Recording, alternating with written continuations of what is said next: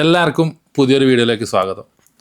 അടുപ്പിച്ച് 4ാമത്തെ തോൽവി, അതും ഇത്രയും ശോകം യുണൈറ്റഡ് ടീമിനെതിരെ ആൻഫീൽഡിൽ വെച്ച് തോൽക്കുക എന്ന് പറയുന്ന അത്രയും നാണം കിട്ട പരിപാടിയില്ല.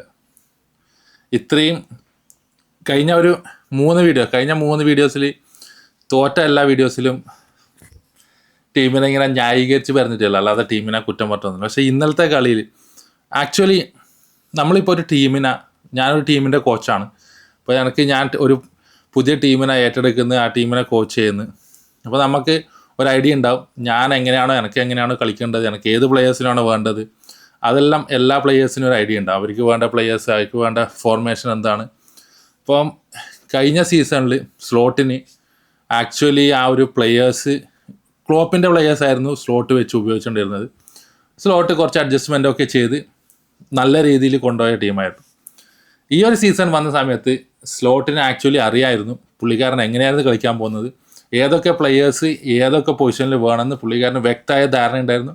അതുകൊണ്ടാണ് ഇത്രയും 100 മില്യൺ പൗണ്ടിന് മുകളിലൊക്കെ എറിഞ്ഞ് ഇസാക്കിനെയും വേർഡ്സിനെയും എക്കിറ്റിക്കേനെയും ഫ്രിങ്പോങ്ങിനെയും കെക്കസിനെയും എല്ലാവരും വാങ്ങിയതിൻ്റെ മെയിൻ കാരണം അവരൊക്കെയാണ് ലിവർപൂളിൻ്റെ ഷോപ്പിംഗ് ലിസ്റ്റിലെ ഫസ്റ്റ് പേരുകൾ ഉണ്ടായിരുന്നത്. എല്ലാവരും കിട്ടി, അല്ലാതെ മെയിൻ ആളെ നോക്കിയിട്ട് കിട്ടാത്തതുകൊണ്ട് വേറെ ആളെടുത്ത ഒരു ട്രാൻസ്ഫർ വിൻഡോ ആയിരുന്നില്ല ഇപ്രാവശ്യം ലിവർപൂളിൽ. പക്ഷെ എന്നിട്ടും എനിക്ക് അറിയാത്തൊരു കാര്യമാണ്, ഇതുവരെയായിട്ടും സ്ലോട്ടിന് പുള്ളിക്കാരൻ്റെ ഒരു സ്റ്റാർട്ടിങ് 11 എന്താണെന്നുള്ള ഐഡിയ വന്നിട്ട്. ഇത്രയും പ്ലെയേഴ്സിന് എല്ലാ മത്സരത്തിലും പറയുന്ന ഒരു കാര്യമായിരുന്നു, ജെല്ലാവാൻ ടൈം എടുക്കും. യെസ്, അത് എല്ലാവർക്കും അറിയുന്ന കാര്യമാണ്. പുതിയ പ്ലെയേഴ്സൊക്കെ വരുമ്പോൾ ജെല്ലാവാൻ ടൈം എടുക്കും. പക്ഷേ ഇത്രയും സമയമായിട്ടും സ്വന്തം സ്റ്റാർട്ടിങ് 11 മനസ്സിലാവാത്ത ഒരു കോച്ചിൻ്റെ അവസ്ഥ എന്താണ് പറയേണ്ടതെന്ന് എനിക്കറിയില്ല. ആക്ച്വലി പറഞ്ഞു കഴിഞ്ഞാൽ സ്റ്റാർട്ടിങ് 11 കണ്ട സമയത്ത് തന്നെ എനിക്ക് തോന്നി ഈ ഒരു മത്സരത്തിലേക്ക്, ബേസിക്കലി പറഞ്ഞു കഴിഞ്ഞാൽ ഈ ഒരു മത്സരം കഴിഞ്ഞ ഒരു 3 മത്സരത്തിൽ ഇങ്ങനെ മോശം കളിച്ച് തോറ്റതുകൊണ്ട് ഈ ഒരു മത്സരം ഇല്ലെങ്കിൽ ആക്ച്വലി എല്ലാ സമയത്തും യുണൈറ്റഡിനെ കളിക്കുമ്പോൾ, അതും ആൻഫീൽഡിൽ കളിക്കുന്ന സമയത്ത് ലിവർപൂളിൻ്റെ എത്ര മോശം ടീമായാലും, ലിവർപൂളിലെ ഏത് കൂറ ടീമായാലും ആൻഫീൽഡിൽ യുണൈറ്റഡിനെ കളിക്കുന്ന സമയത്ത് ലിവർപൂൾ നല്ല ഒരു പ്രകടനം കാഴ്ചവെക്കാറുണ്ട്, അല്ലെങ്കിൽ നല്ല അഗ്രഷൻ കാഴ്ചവെക്കുന്നുണ്ട്. 9 വർഷം മുന്നേ ആണെന്ന് തോന്നുന്നു ലിവർപൂൾ അവസാനമായിട്ട് ആൻഫീൽഡിൽ യുണൈറ്റഡിനോട് തോറ്റത്. 1-0 അത് വെയിൻ റൂണി ആരാണ് അടിച്ച് ലൂയിൻ വാൻ ഗാലിൻ്റെ കീഴിൽ കളിക്കുന്ന സമയത്ത്. അപ്പോൾ അതിന് ശേഷം അല്ലെങ്കിൽ അതിന് മുന്നേ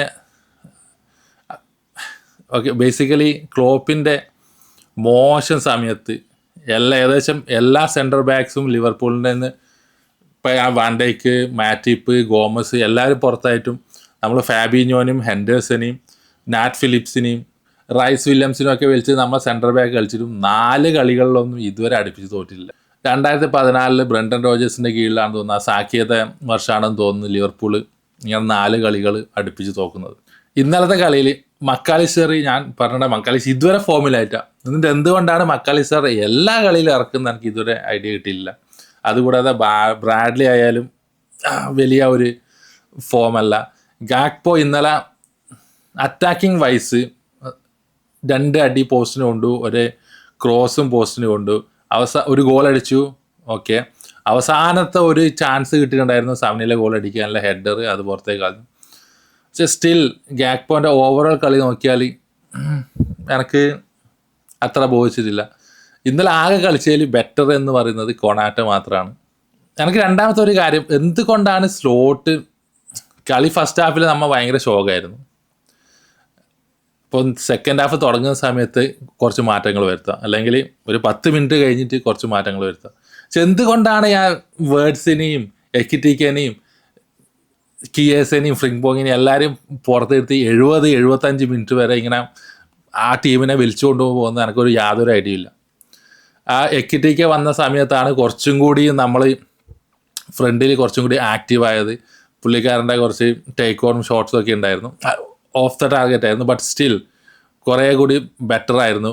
ആ അവസാനത്തെ ഒരു ലൈനപ്പ് എല്ലാവരും എല്ലാ അറ്റാക്കിംഗ് പ്ലേയേഴ്സിനെയും പിടിച്ച് ഫ്രണ്ടിലെടുത്തിട്ട് 4-4 ആണോ 4-1-4-1 ആണോ എന്താണ് കളിക്കുന്നതെന്ന് യാതൊരു ഐഡിയയും സ്ലോട്ടിന് വരെ ഉണ്ടായില്ല. എല്ലാവരും അറ്റാക്കിങ്ങിനടുത്ത് വിളിച്ചിട്ട് എങ്ങനെയെങ്കിലും ഒരു ഗോൾ അടിക്കും എന്നുള്ളൊരു കളിയായിരുന്നു പുള്ളിക്കാരൻ്റെ ഭാഗത്തുനിന്ന്. ആ സമയത്ത് യുണൈറ്റഡ് കുറച്ചും കൂടി ലീഡ് ഡിഫെൻഡ് ചെയ്യാൻ കളിച്ചത് കൊണ്ട് നമ്മൾ കുറച്ചെങ്കിലും കളിക്കുന്നുണ്ട്. ആ ഒരു മത്സരത്തിൽ കുറച്ചെങ്കിലും ആക്റ്റീവ് ആണെന്നുള്ള സെക്കൻഡ് ഹാഫിൽ തോന്നാൻ തന്നെ അല്ല മെയിൻ കാരണം എന്ന് പറഞ്ഞാൽ യുണൈറ്റഡ് ഡിഫെൻഡ് ചെയ്ത് കളിച്ചതുകൊണ്ടാണ് അവരുടെ ലീഡ്. ഇത്രയും ഒരു മോശം രീതിയിൽ പോകുന്ന യുണൈറ്റഡ് ഇതുവരെ അമോറിയത്തിൻ്റെ കീഴിൽ 2 കളികൾ അടുപ്പിച്ച് ജയിച്ചില്ല.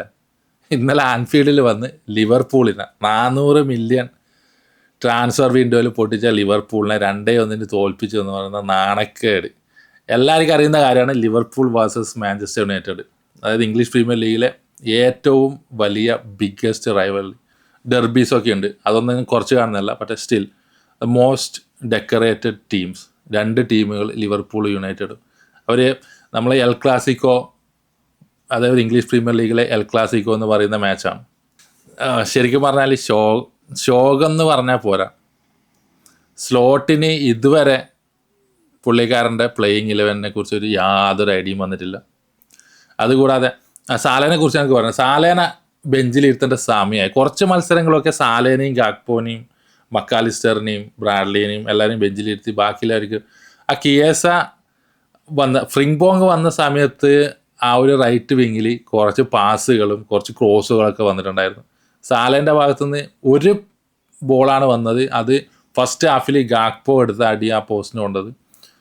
അതുകൂടാതെ എനിക്ക് തോന്നുന്നില്ല എനിക്ക് ഓർമ്മയില്ല ആക്ച്വലി സാല നല്ലൊരു ക്രോസ് കൊടുത്തിട്ടുണ്ടോ, ഫസ്റ്റ് ടൈം ക്രോസ് കൊടുത്തിട്ടുണ്ടോ. 1-2 ബോളുകൾ പുറത്തേക്ക് അടിച്ച് കളഞ്ഞിട്ടുണ്ടായിരുന്നു. ട്രെൻഡ് അലക്സാണ്ടർ ആർണോൾഡ് പോയതിന് ശേഷം സാലയുടെ ഗ്രാഫ് കുത്തനെ ഡൗൺ. അതായത് എന്താ പറയണ്ടത്, ഒരു 100-ൽ നിന്ന് 50-ലേക്ക് 50 പറയും, ഒരു 40-30% സാലയുടെ ഗ്രാഫ് അങ്ങ് പോയത്. അതുകൂടാതെ കിയേസന എന്തുകൊണ്ടാണ് ഇറക്കാൻ ഇത്രയും വൈകുന്നതെന്നൊരു ഐഡിയ എനിക്കില്ല. കിയേസ വന്നതിന് ശേഷം ചെങ്ങായി കളിക്കുന്നുണ്ട്. ആ ഒരു നമ്മളെ ഒരു ഭാഗത്തുനിന്ന് ഒരു എന്താ പറയണ്ടേ, ആത്മാർത്ഥതയോടെ കളിക്കുന്ന കുറച്ച് പ്ലെയേഴ്സിൽ ഒരാളാണ് കിയേസയാണ് ആ ഗാക്പോക്ക് ഇത് കൊടുത്തത്, അസിസ്റ്റ് കൊടുത്തത്. അപ്പോൾ ഫസ്റ്റ് ഹാഫിൽ ഒരുപാട് മിസ്റ്റേക്കുകൾ ഉണ്ടായിരുന്നു. പ്രത്യേകിച്ച് കെർക്കസിൻ്റെയും വാൻഡൈക്കിൻ്റെയും ഭാഗത്തൂടെ യുണൈറ്റഡിൻ്റെ അറ്റാക്ക് വന്നതെല്ലാം ആ ഭാഗത്തൂടെ ആയിരുന്നു. കെർക്കസിൻ്റെയും വാൻഡൈക്ക്. എനിക്ക് തോന്നുന്നു മത്സരത്തിന് ശേഷം ഡിലിറ്റ് പറഞ്ഞതായിരുന്നു, മാഞ്ചസ്റ്റർ യുണൈറ്റഡ് അറിയാവുന്ന ലിവർപൂളിൻ്റെ വീക്ക്നെസ് പറയുന്നത് അവരെ ഫുൾ ബാക്കാണ്. അപ്പോൾ ആ ഒരു ഭാഗത്തു കൂടെ അവർ മെയിനായിട്ട് ഫോക്കസ് ചെയ്തു.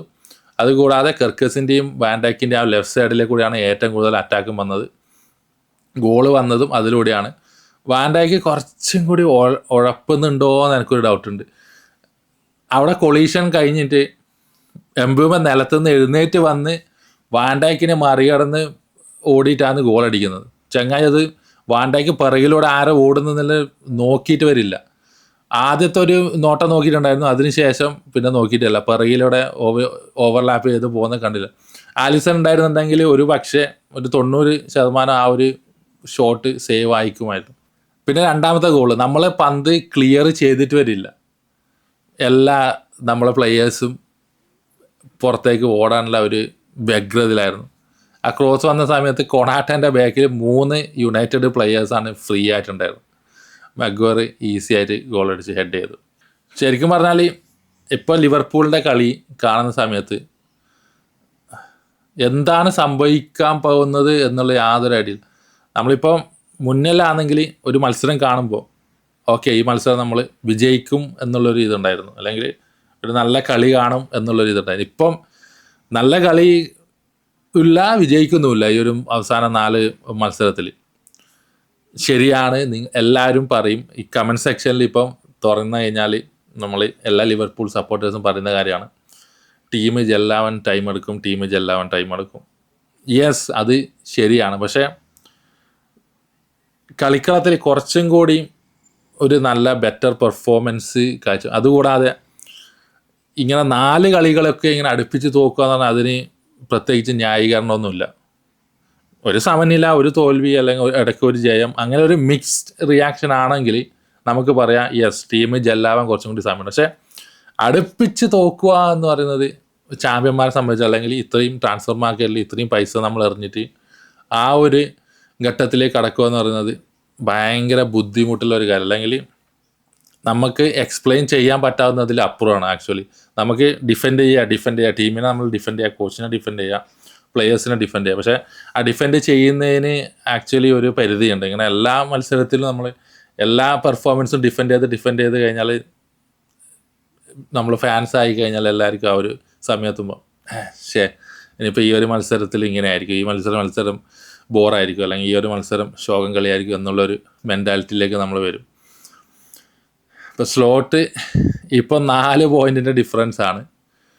ഇങ്ങനെ നമ്മൾ ജനുവരി വരെ പോയിൻ്റ് ഇതേപോലെ ഡ്രോപ്പ് ചെയ്ത് കഴിഞ്ഞാൽ, അനാവശ്യമായിട്ട് എല്ലാ കളിയിലും പോയിൻ്റ് ഡ്രോപ്പ് ചെയ്ത് കഴിഞ്ഞാൽ ലീഗ് എന്ന് പറഞ്ഞ സാധനം നമ്മൾ തൊട്ട് നോക്കുക, അല്ലെങ്കിൽ നമുക്ക് ദൂരത്ത് നിന്ന് നോക്കേണ്ട അവസ്ഥ വരും.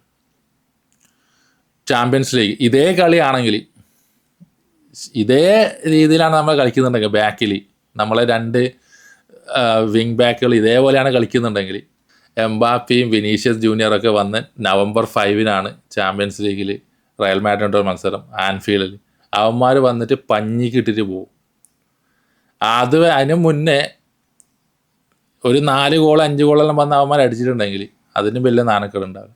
അതിന് മുന്നേ സ്ലോട്ടിൻ്റെ മുമ്പിലുള്ള ഏറ്റവും വലിയ പണിയെന്ന് പറയുന്നത് ഡിഫെൻസീവ് എറർ കുറയ്ക്കുക. നമ്മൾ ഈ ഒരു പ്രീമിയർ ലീഗിൽ ലിവർപൂൾ ഇതുവരെ കോർണർ കിക്കുന്ന ഗോൾ അടിച്ചിട്ടില്ല. അതുകൂടാതെ ഒരുപാട് സെറ്റ് പീസിൽ നമ്മൾ ഗോളും വഴങ്ങിയിട്ടുണ്ട്. ഇന്നലെ 2ാമത്തെ ഗോൾ വീണതും സെറ്റ് പീസിൽ നിന്നാണ് ആക്ച്വലി.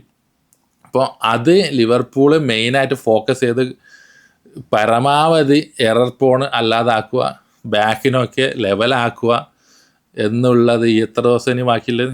ഇന്ന് 20 ദിവസം, 15 ദിവസം ബാക്കിയുണ്ട്. അതിനുള്ളിൽ എത്രത്തോളം ലെവലാവുമെന്ന് എനിക്ക് യാതൊരു ഐഡിയ ഇല്ല. ഇതേ കളിയാണെങ്കിൽ ഞാൻ പറയാം റയൽ മാഡ്രിഡ് വന്നിട്ട് നമ്മളെ ഊക്കിയിട്ട് പോകും. അപ്പം അതുകൂടാതെ അതിന് മുന്നേ നമുക്ക് 2-3 പ്രീമിയർ ലീഗും ഫ്രാങ്ക്ഫോർട്ടിനുള്ള കളിയെല്ലാം ഉണ്ട്. Let's see. ഇപ്പം എന്താണ് പറയേണ്ടതെന്ന് എനിക്കറിയില്ല. അപ്പോൾ നിങ്ങൾ കളി കണ്ടവരാണെങ്കിൽ എല്ലാവർക്കും അറിയാം, ഏകദേശം എല്ലാ റൈവൽ ഫാൻസും എല്ലാവരും കാണുന്ന ഒരു കളിയാണ്. അത്രയ്ക്കും നല്ല ഒരു റൈവലറി ഉള്ളൊരു മാച്ചാണ്. അപ്പം കളി കണ്ടവർ കമൻറ്റ് സെക്ഷനിൽ തീർച്ചയായും രേഖപ്പെടുത്തുക. അപ്പോൾ അടുത്ത വീഡിയോയിൽ കാണുന്നത് വരെ താങ്ക് യു.